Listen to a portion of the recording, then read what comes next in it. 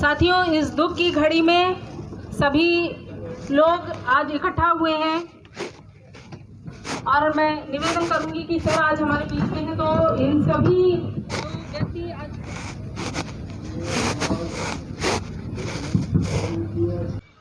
ये सभी लोग जिनके आप यहाँ पर शायद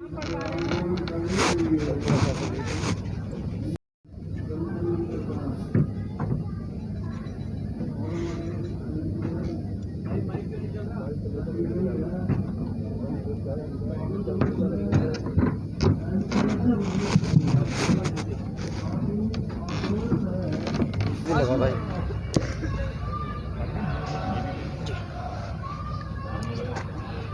शर्मा जी, लगातार आप मुहिम चला रहे हैं जिस तरीके से कर्ज माफ़ी को लेकर, लेकिन तमाम लोगों की घटनाएं आप मतलब तमाम लोगों की मौतें हुई हैं जिनका आप लोगों ने आज कई मतलब फूल मालाएँ चढ़ा रखी हैं। क्या कुछ कहेंगे और आज क्या कुछ मांग है? देखिए, ऐसा है, वैसे तो ये कोई खुशी का मौका नहीं है, ये बहुत दुख की बात है। और भारत सरकार के ही आंकड़े, एनसीआरबी का डाटा है, पिछले 5 वर्ष में 50,000 ज़्यादा लोगों ने कर्ज़े के कारण आत्महत्या की है। ज़्यादातर व्यापारी हैं, नौकरी करने वाले हैं, साधारण लोग हैं। पिछले 1 साल में 20,000 ज़्यादा लोगों ने कर्ज़े के कारण आत्महत्या की। जब हमने कर्जा मुक्ति अभियान शुरू किया तो हमें लगा कि शायद इतनी बड़ी संख्या नहीं होगी, लेकिन अब पता चला कि 12 लाख से ज़्यादा परिवार हमारे साथ जुड़ चुके हैं। और ज़्यादातर लोग ऐसे हैं जिन्होंने कहा नोटबंदी, जीएसटी और लॉकडाउन के कारण उनका व्यापार बंद हो जाने या नौकरी छूट जाने के कारण वो लोग कर्ज़े की दलदल में फंसे। और आप सोच सकते हैं कोई व्यक्ति आत्महत्या कब करता होगा, कब कितना दबाव उस पर पड़ता होगा, बैंकों के द्वारा, रिकवरी एजेंटों के द्वारा, जो अलग अलग एनबीएफसी कंपनियां हैं वो लोग मतलब इतना उसको मेंटली टॉर्चर कर देते हैं। अभी पता चला कि लोगों को कहा जा रहा है कि नौकरी से निकाल दीजिए। मध्य प्रदेश की घटना है, कुछ रिकवरी वाले गए, उसके जहां जॉब करता था वहां उसको मालिक को बोल रहे हैं इनको नौकरी से निकाल दो। अब अगर उसको नौकरी से निकाल देंगे तो वो आत्महत्या नहीं करेगा तो क्या करेगा? जैसे तैसे करके तो अपने बच्चों को पाल रहा है और उसको कह रहे हैं नौकरी से निकाल दो क्योंकि हमारी किस्त नहीं दे पा रहा।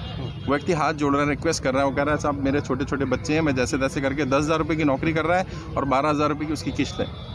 तो कहता है मैं पहले बच्चों को पालूं या किस्त भरूं मैं अपनी। आप अपनी मुहिम के माध्यम से क्या कुछ मांग कर रहे हैं सरकार से? देखिए, हम तो प्रदर्शन हो रहा है। अब हम थक गए हैं सरकार से मांग करते करते भी। मुझे लगता है कि सरकार शायद उद्योगपतियों के ही साथ है, वो आम जनता के साथ नहीं है।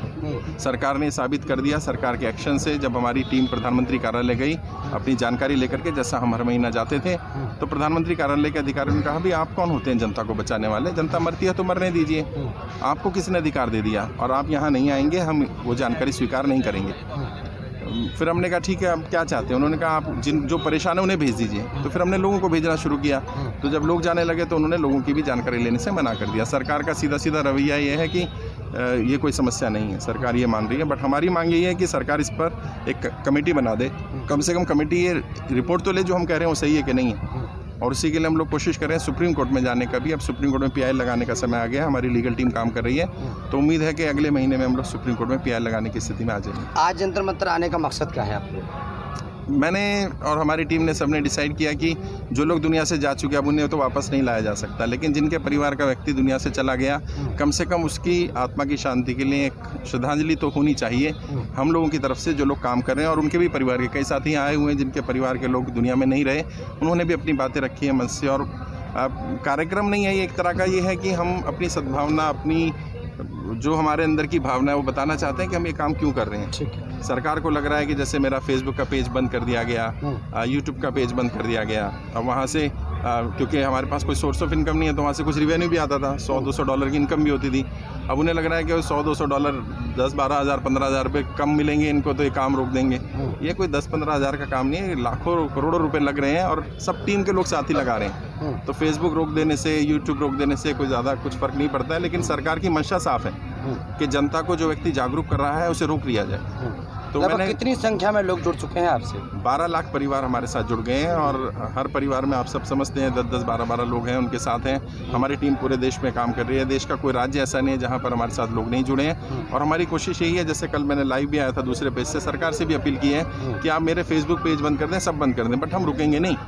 अगर आपको हमें रोकना है तो हमें जेल में डालिए ना, हमें बंद कर दीजिए, तभी हम रुक सकते हैं। जब तक शरीर में एक एक कतरा खून रहेगा, मैं और मेरी टीम ये काम करते रहेंगे। अब मेरे जीवन का कोई और उद्देश्य नहीं है। ठीक है। तो मेरा जीवन जितना भी रहेगा, अब मेरे जीवन का उद्देश्य यही है। ठीक सर 12 लाख लोग जो आपसे जुड़ चुके हैं, उनकी भी फैमिली में कई मेंबर्स हैं। हाँ। तो क्या लगता है इसका असर 2024 में पड़ सकता है? बिल्कुल पड़ेगा और पढ़ना ही चाहिए, क्योंकि मैं एक पॉलिटिकल ट्रेनर हूँ। मैं जानता हूँ नेता एक ही भाषा समझते हैं, वो वोट की भाषा है, और अब इसको वोट में ही कन्वर्ट करना पड़ेगा कि जनता इनको हराने का काम करेगी और क्या करेंगे। सर आपने सर देखने की बात की सर, तो सर लगभग हर चुनाव में ऐसी समस्या निकल के आती है कि जनता फिर अपने मुद्दे रखती है और आकर वोट इन्हीं को दे रही है, और सरकार ऐसा क्या कर रही है? नहीं देखिए, ऐसा है, मुद्दे आना अलग बात है। आप सब भी मीडिया के बंधु हैं, मेन स्ट्रीम मीडिया तो नहीं, लेकिन कम से कम सोशल मीडिया तो ये जानता है कि इतना बड़ा मुद्दा कब आया था देश में। मुझे तो याद ही नहीं है कि 12 लाख परिवार किसी एक मुद्दे से ऐसे जुड़े हों, और 12 लाख तो वो जो जुड़े हैं, 12 करोड़ लोग हैं जो हमारे साथ कनेक्टेड हैं, चाहे वो वीडियो देख रहे हैं या मैसेज के थ्रू, और लोग कह रहे हैं हमारे गांव में आइए।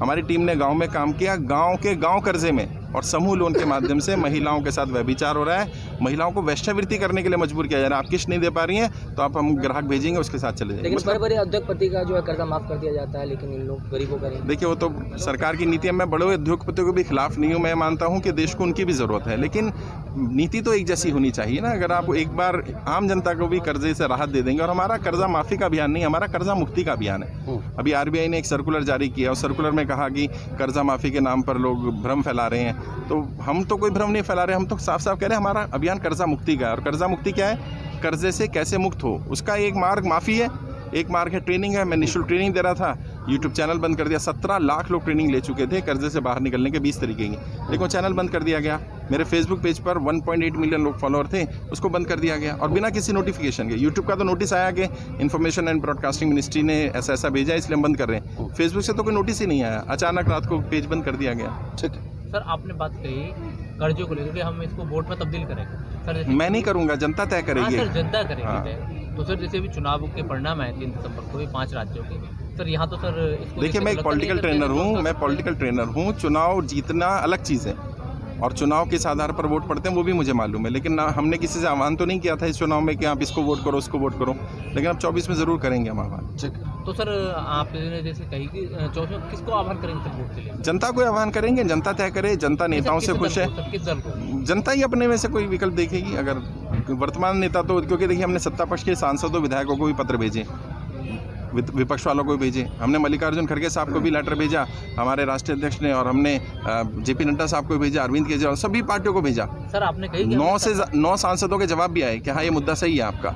एक सांसद ने सदन में मुद्दा भी उठाया, लेकिन समस्या ये है कि फिर भी कोई समाधान नहीं हुआ। सर आपने बात कही कि सत्ता पक्ष को और विपक्ष को दोनों को भेजा है, तो सत्ता पक्ष को सर जरूरत क्या है आपकी बात को सुनने के लिए? उसको तो पता है वो कि तो उन्हें तय करना पड़ेगा। मैं वो मैं तय नहीं कर सकता, पार्टी के सिंबल पे चुनाव जीत वो समय आने पे पता सर चलेगा। आपने बात कही विपक्ष की, सर विपक्ष खुद ही जेल जाने की कगार पे बैठा है, वो खुद जेल जाने की आपने जवाब खुद ही दे दिया ना कि ना सत्ता पक्ष करेगा ना विपक्ष करेगा, कौन करेगा? आप कैसे कह सकते हो कि समय आने पे बताएंगे, काम कर सकते हैं? समय आने पर बताएंगे, हर चीज़ अभी बता दी जाए जरूरी नहीं है। धन्यवाद सर। बहुत बहुत शुक्रिया सर। एक क्वेश्चन और था जी। जो रिकवरी एजेंट्स लोगों को परेशान कर रहे हैं RBI की गाइडलाइंस को दरकिनार करते हुए, उनके लिए क्या करना चाहिए? देखिए, रिकवरी एजेंट्स के लिए भी RBI की गाइडलाइंस है, और कस्टमर के लिए भी, दोनों को RBI की गाइडलाइंस को फॉलो करना ही पड़ेगा, और कोई विकल्प नहीं है। लेकिन अगर वो RBI की गाइडलाइंस को फॉलो नहीं कर रहे हैं तो उनकी कंप्लेंट होनी चाहिए। लेकिन प्रॉब्लम क्या है, जो पुलिस वाले हैं या जो प्रशासन के लोग हैं वो भी उनसे मिले हुए हैं, बिल्कुल सर। तो आम इंसान की सुनने वाला कोई नहीं है। ये बड़ी समस्या है,